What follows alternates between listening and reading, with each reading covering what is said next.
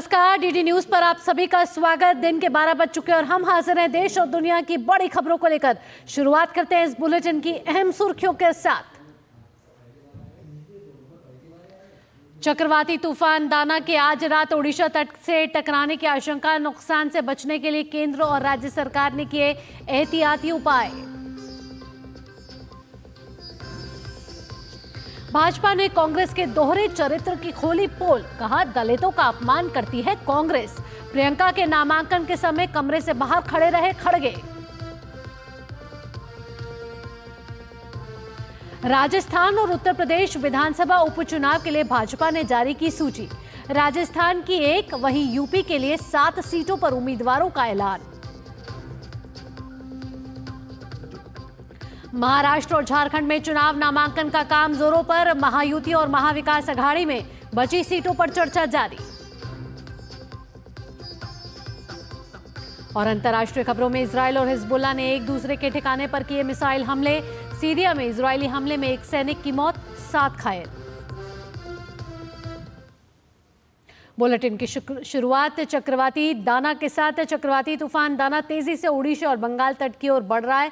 मौसम विभाग से मिली जानकारी के मुताबिक तूफान दाना 15 किलोमीटर प्रति घंटे की रफ्तार से तटीय इलाकों की ओर बढ़ रहा है। ये तमाम तस्वीरें आप देख रहे हैं। भद्रक में भारी बारिश हो रही है, केंद्रपाड़ा में भी तेज बारिश हो रही है, वहीं खोड़दा में बादल छाए हुए हैं। भद्रक में लोगों को सुरक्षित स्थानों पर पहुंचाया जा रहा है। वहीं दीघा में समुद्र लहरें तेज उठ रही हैं और कई मीटर तक उठ रही है। वहीं साथ ही साथ मछुआरों को भी चेतावनी दी जा रही है कि वो तटीय इलाकों के आसपास ना रहें। इसके साथ साथ आपको बता दें कि अनुमान के मुताबिक लैंडफॉल के समय समुद्र में सामान्य से 2 मीटर ऊंचे लहरें उठेंगी। बताया जा रहा है कि साल 2021 में आए चक्रवाती तूफान यास की तरह ही दाना का भी प्रभाव होगा। इस बीच चक्रवात दाना को लेकर प्रशासनिक अमला भी पूरी तरह से अलर्ट मोड पर है। तमाम तैयारियां कर ली गई हैं। इंडियन कोस्ट गार्ड को भी हाई अलर्ट पर रखा गया है। कोस्ट गार्ड हालात पर बारीकी से नजर रख रहा है और चक्रवात के प्रभाव से उत्पन्न किसी भी आपात स्थिति से निपटने के लिए तैयारी सुनिश्चित करने के लिए सक्रिय कदम भी उठाए गए हैं। कोस्ट गार्ड को पश्चिम बंगाल और उड़ीसा में जहाजों, विमानों और रिमोट ऑपरेटिंग स्टेशन को मछुआरों और नाविकों को मौसम की नियमित चेतावनी और सुरक्षा सलाह प्रसारित करने का काम सौंपा गया है। वहीं भुवनेश्वर स्थित बीजू पटनायक अंतर्राष्ट्रीय हवाई अड्डे पर बृहस्पतिवार शाम से उड़ानों का परिचालन 16 घंटे के लिए निलंबित कर दिया गया है। तूफान दाना के मद्देनजर पूर्वी रेलवे अपने सियालदह मंडल में बृहस्पतिवार रात 8 बजे से शुक्रवार सुबह 10 बजे तक 190 लोकल ट्रेन का परिचालन नहीं करेगा।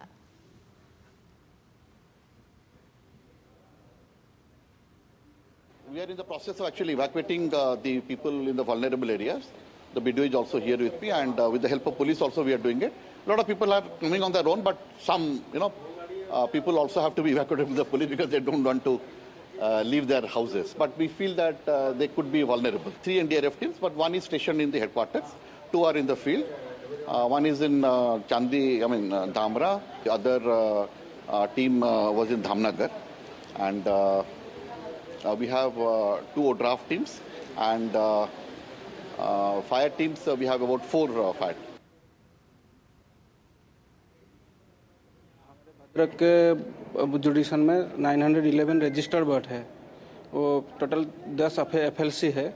वो तो सब FLC में बोट आ गया है लैंडिंग सेंटर में। और हम लोग का अनाउंसमेंट जो था गवर्नमेंट की तरफ से 20 तारीख से शुरू हुआ था और ये फिशिंग बंद 26 तारीख तक किया गया है। अभी सभी बोट जितना भी जेटी में था उनको हम लोग नदी के अंदर में जाने के लिए, सेफ्टी रहने के लिए भेज दिया है। चक्रवाती तूफान दाना को लेकर ओडिशा के डिप्टी सीएम कनक वर्धन सिंह देव ने कहा है कि सरकार इससे निपटने के लिए पूरी तरह से तैयार है। I have said each and every department of the government.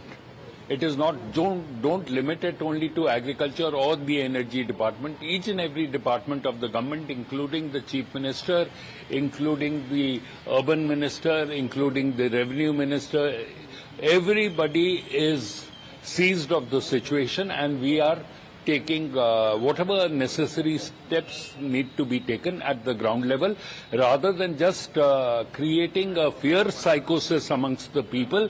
We should be more proactive and give justice to the people.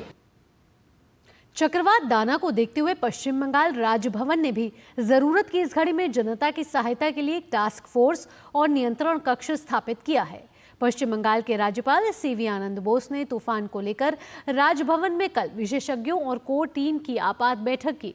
बैठक के दौरान राज्यपाल बोस ने लोगों को सतर्क रहने की सलाह दी। साथ ही चक्रवात का सामना करने के लिए राज्य सरकार के प्रोटोकॉल और निर्देशों का पालन करने की भी बात कही। राज्यपाल के निर्देशन में राजभवन ने फोन नंबरों के साथ 24 घंटे नियंत्रण कक्ष बनाया है, जिसमें लोग आपातकालीन स्थिति में 033-2200-1641 पर कॉल करके और मेल करके मदद मांग सकते हैं।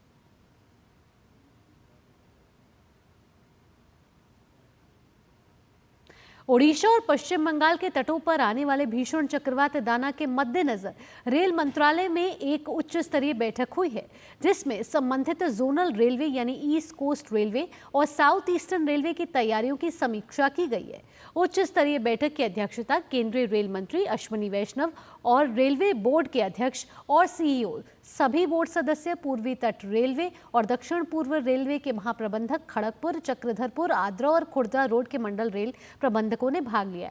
आपको बता दें कि रेलवे की दाना से निपटने की तैयारी पूरी तरीके से साफ नजर आ रही है। भुवनेश्वर विशाखापत्तनम कॉरिडोर के स्टेशनों पर कड़ी निगरानी रखी जा रही है। इसके साथ ही खड़गपुर मंडल के साथ चक्रधरपुर और आद्रा भी हाई अलर्ट मोड पर है, यानी कि रेल प्रशासन की तरफ से भी सारी तैयारियां कर ली गई हैं। भारी बारिश और बाढ़ से होने वाले नुकसान को रोकने के लिए कई कदम उठाए जा रहे हैं। इवन कि ट्रैक को, रेलवे के डिब्बों को जंजीरों से बांधा जा रहा है। तेज हवा के प्रभाव को कम करने के लिए प्रमुख स्टेशनों पर भोजन और पानी सहित पर्याप्त व्यवस्था सुनिश्चित की जा रही है। इसके साथ ही रेलवे पुलों, पटरियों, यार्डों और सिग्नलिंग प्रणालियों पर भी कड़ी नजर रखी जा रही है। इसके अलावा साथ ही आपातकाल की स्थिति से निपटने के लिए सोरो, बालेश्वर, जलेश्वर, खड़गपुर और दीघा में भी तमाम तैयारियां कर ली गई हैं और ड्राइवरों के साथ उनको स्टैंड बाय वाहनों की योजना भी वहां सुनिश्चित की गई है। वहां स्टैंड बाय के लिए कई परिवहन जो है वहां खड़े कर दिए गए हैं। वहीं खड़गपुर पंसकुरा खंड, खड़गपुर भद्रक खंड, तमलुक हल्दिया खंड और साथ ही तमलुक दीघा खंड में वैकल्पिक बिजली के रूप में स्थापित किया गया है। तो रेल मंत्रालय ने विशेष तैयारियां की हैं चक्रवात दाना से निपटने के लिए, जहां तमलुक, पंसकुरा और बालेश्वर स्टेशनों पर डी वाटरिंग पंप लगाए गए हैं।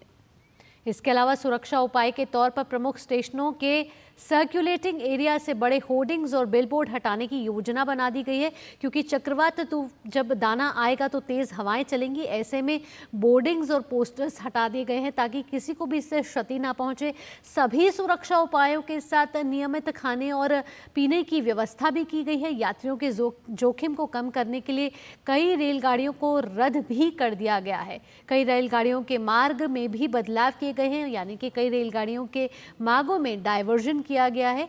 ये सब तैयारियां चक्रवात दाना से निपटने के लिए हैं और सभी महत्वपूर्ण स्टेशनों पर हेल्पलाइन नंबर भी जारी कर दिए गए हैं ताकि इन हेल्पलाइन नंबर से आप मदद ले सकते हैं। पुरी का हेल्पलाइन नंबर आपको बता दें 8926100356, खुर्दरा रोड का है 8926100215 और ये बाकी हेल्पलाइन नंबर आपके टीवी स्क्रीन पर इस समय मौजूद हैं। तो भद्रक, पलासा, ब्रह्मपुर पर हेल्प डेस्क स्थापित किए गए, जहां ये हेल्पलाइन नंबर आपके टीवी स्क्रीन पर लगातार दिखाए जा रहे हैं। अगर आप किसी भी मुश्किल में हैं तो आप इन हेल्पलाइन नंबर से मदद ले सकते हैं। साथ ही साथ आवश्यक दवाओं के साथ मेडिकल टीम को भी वहां तैनात कर दिया गया है। भोजन की व्यवस्था, साथ ही बच्चों के भोजन की व्यवस्था भी प्रमुख स्टेशनों पर की गई है। तो एहतियात के तौर पर विशेष तैयारियां रेलवे की तरफ से, जहां महत्वपूर्ण स्टेशनों पर सहायता डेस्क भी स्थापित किए गए हैं। कई हेल्पलाइन नंबर भी जारी कर दिए गए हैं। इन हेल्पलाइन नंबर की मदद लेकर आप जो भी जानकारी लेना चाहे चक्रवात दाना से जुड़ी हुई वो आप ले सकते हैं और यात्रियों को चक्रवात की लगातार सूचना पल पल की दी जा रही है। आइए अब आगे बढ़ते हैं। असम के मुख्यमंत्री हेमंत बिस्वा शर्मा ने कहा है कि कांग्रेस के अंदर दलितों की जगह क्या है, इसका पर्दाफाश हो गया है। उन्होंने कहा कि कल मल्लिकार्जुन खड़गे का जो वीडियो सामने आया है उसके बाद लोगों को बताने को कुछ रह नहीं गया है। कांग्रेस का अंदर दलितों का पोजीशन क्या है। बाहर राहुल गांधी दिखाता है कि कांग्रेस पार्टी दलितों को समर्थन करता है, दलितों को समता का भागीदारी देता है, लेकिन अंदर खाना का बात कैसा होता है, दलितों को कैसे अपमान किया जाता है।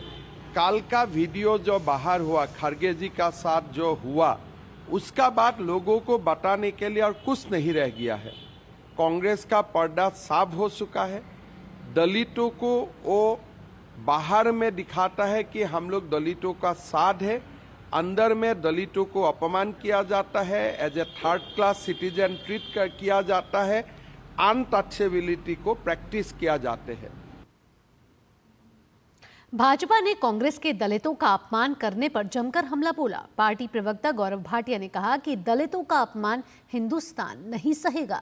गौरतलब है कि प्रियंका गांधी के नामांकन के दौरान पार्टी अध्यक्ष मल्लिकार्जुन खड़गे दरवाजे से झांकते दिखे। पिछड़े समाज के व्यक्ति को इस्तेमाल करना, दलित समाज को इस्तेमाल करना अगर कोई जानता है तो वो गांधी परिवार और कांग्रेस पार्टी। एक तस्वीर है ये देखिए। ये तस्वीर क्यों दिखा रहा हूं मैं आपको बताता हूं। यहां आगे बैठी हैं श्रीमती सोनिया गांधी जी, प्रियंका गांधी वाड्रा, और पीछे बैठे हैं कांग्रेस पार्टी के अध्यक्ष मल्लिकार्जुन खड़गे जी, जो कि पिछड़े समाज से आते हैं। हम लोग पिछड़े समाज के व्यक्ति को किसी पद पे बैठाएंगे, लेकिन रिमोट कंट्रोल से चलाएंगे। बुलेटिन में आगे बढ़ते हैं। बीजेपी ने आगामी राजस्थान और उत्तर प्रदेश विधानसभा उपचुनाव के लिए नई सूची जारी की है। बीजेपी ने राजस्थान की 1 और उत्तर प्रदेश की 7 सीटों पर उम्मीदवार घोषित किए हैं।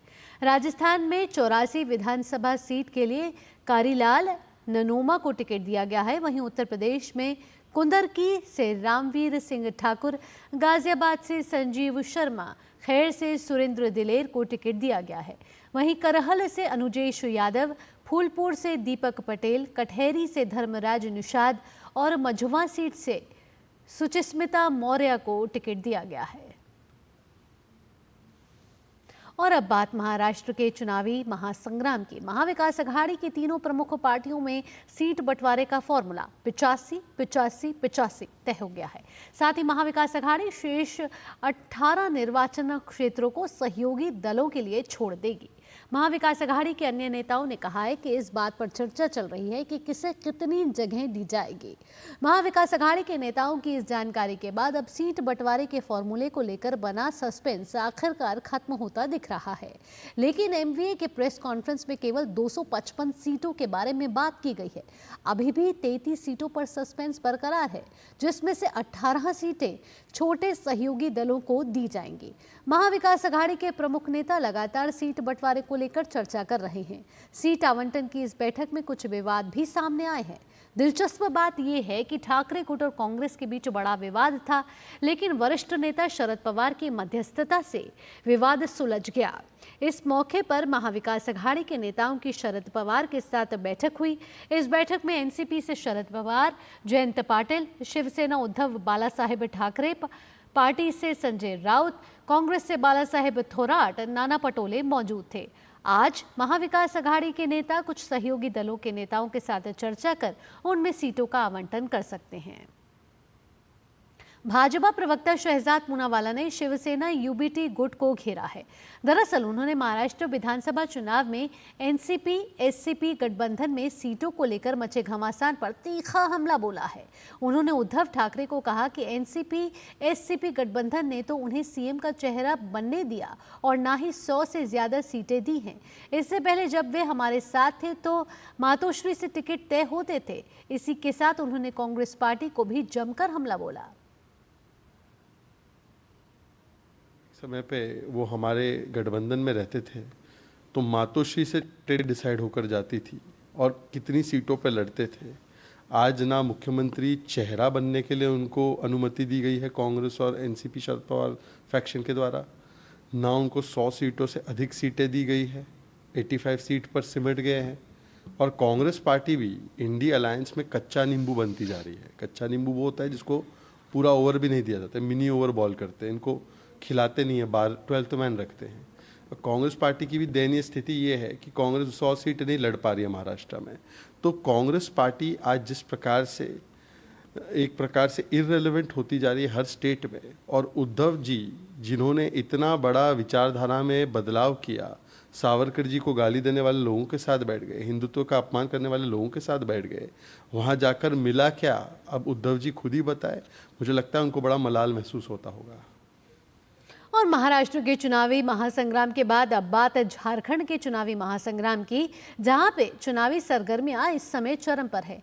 झारखंड मुक्ति मोर्चा की नेता और झारखंड के मुख्यमंत्री हेमंत सोरेन की पत्नी कल्पना सोरेन ने गांडेय विधानसभा क्षेत्र से पार्टी उम्मीदवार के रूप में अपना नामांकन दाखिल किया है। तो आपको बता दें कि झारखंड में इस समय चुनावी सरगर्मियां तेज हैं। और उसके बाद अब बात कर लेते हैं उत्तर प्रदेश विधानसभा में होने वाले कुछ सीटों पर उपचुनाव की। जी हां, उत्तर प्रदेश विधानसभा की 9 सीटों पर होने वाले उपचुनाव को लेकर समाजवादी पार्टी के प्रमुख अखिलेश यादव ने एक बड़ी घोषणा की है। उन्होंने बताया कि राज्य में इंडी ब्लॉक के सभी प्रत्याशी सपा के चुनाव चिन्ह साइकिल के निशान के साथ मैदान में उतरेंगे। सपा प्रमुख ने दावा किया है कि कांग्रेस पार्टी के शीर्ष नेतृत्व से लेकर बूथ स्तर तक के कार्यकर्ताओं के साथ आने से समाजवादी पार्टी की शक्ति कई गुना बढ़ गई है। आपको बता दें कि उत्तर प्रदेश की सभी 9 विधानसभा सीटों के लिए 13 नवंबर को मतदान होना है। मतों की गिनती 23 नवंबर को होगी। बुलेटिन में वक्त हो चला एक छोटे से ब्रेक का। ब्रेक के बाद बात होगी दिल्ली में वायु प्रदूषण का स्तर लगातार बढ़ता जा रहा है। ये सब इस छोटे से ब्रेक के बाद। कभी नाच गाना और बेहतरीन खाना, कभी सास बहू की नोकझोंक में स्वाद का मुस्कुराना, कभी रिश्तों में मुस्कुराहट और स्वाद भरना। असली मसालों का उपहार MDH बनाए खास हर त्योहार, क्योंकि हर रिश्ता है स्वाद से जुड़ा। आइए मनाए खुशियों की दीपावली MDH मसालों वाली। हाथ धोकर आते हैं। साबुन की जगह हैंड वॉश। मोहन का प्रमोशन हो गया क्या? सैवलॉन हैंड वॉश तो हमारा रोज का है। सिर्फ 10 रुपए में 200 ml हैंड वॉश बनाओ। Savlon powder to gel hand wash, germ से बचाए, शान बढ़ाए। बेटियां घर की रौनक हैं। बेटियां घर संवारती हैं। बेटियां पीढ़ियां सजाती हैं। बेटियां घर की बुनियाद कहलाती हैं। बेटियों को सलाम करता है मोंगिया स्टील, स्टील का बादशाह।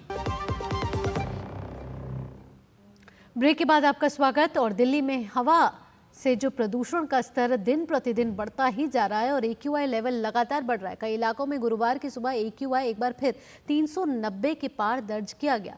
वहीं आनंद विहार में AQI 394, जहांगीरपुरी में 395 और द्वारका में 390 दर्ज किया गया है। दिल्ली में दर्ज वायु गुणवत्ता का यह स्तर बेहद खराब श्रेणी में आता है, जिससे सांस संबंधित गंभीर बीमारी होने की संभावना है। बता दें कि सामान्य वायु 0 से 50 AQI श्रेणी की होनी चाहिए, जबकि दिल्ली के कई इलाकों में फिलहाल यह स्तर लगभग 400 के करीब पहुंच गया है। दिल्ली में यमुना नदी का पानी जहरीला हो गया है और उसमें आज भी झाग का सैलाब दिख रहा है। अगले महीने की शुरुआत में छठ पूजा से पहले यमुना नदी का कालिंदी कुंज इलाका बर्फनुमा सफेद झाग की परतों से ढका हुआ है। हालांकि कालिंदी कुंज घाट पर पानी को साफ करने के लिए जल बोर्ड की तरफ से भी प्रयास किए जा रहे हैं। बैराज पर जाल बांधने के साथ ही पानी को साफ करने के लिए इसमें रसायन का छिड़काव भी किया जा रहा है। लेकिन इन तमाम प्रयासों के बाद आज भी नदी की सतह पर जहरीली झाग की परत देखी गई। दिल्ली की जनता आसमान से लेकर जमीन तक प्रदूषण की मार झेल रही है। लोग ठीक से सांस भी नहीं ले पा रहे हैं। इस मसले को लेकर पिछले कुछ दिनों से आम आदमी पार्टी पर बीजेपी लगातार हमलावर है। इसी कड़ी में दिल्ली बीजेपी के अध्यक्ष वीरेंद्र सचदेवा अपना विरोध दर्ज करने के लिए आज ITO यमुना घाट पहुंचे और उसमें डुबकी लगाई। इसके साथ ही यमुना की सफाई के मसले पर बातचीत करने के लिए आम आदमी पार्टी के राष्ट्रीय संयोजक अरविंद केजरीवाल और दिल्ली की CM आतिशी को भी आने के लिए न्योता दिया।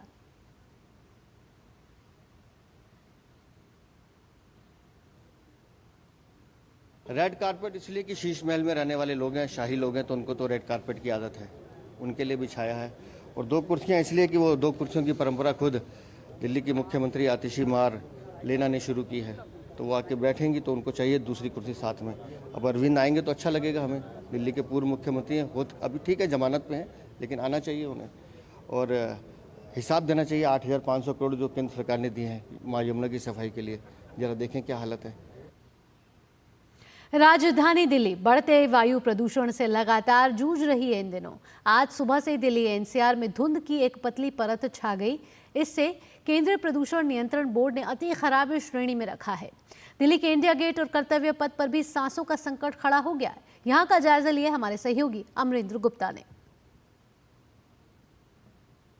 दिल्ली में प्रदूषण अपने खतरनाक स्तर पर पहुंच चुका है और लगातार लोगों को इससे खासी दिक्कतों का सामना करना पड़ रहा है।